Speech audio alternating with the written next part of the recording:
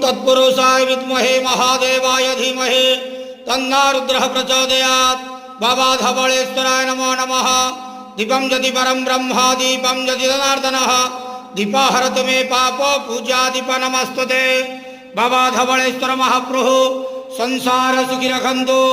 आज शुभ गुरुवार रे समस्त श्रद्धालु भक्त मानक आशीर्वाद करंतु, मनस्कामना पूर्ण करंतु, कर्म क्षेत्र उन्नति करंतु, ग्रहरिष्ट मान खंडन करंतु, जगतर मंगल करंतु, विश्वर कल्याण करंतु, आपण नाम प्रकाश करंतु, सेवकर डाक श्रवण करंतु, समस्त गुआवसा भक्त मानकर मनस्कामना पूर्ण करंतु। बाबा धवळेश्वराय नमो नमः।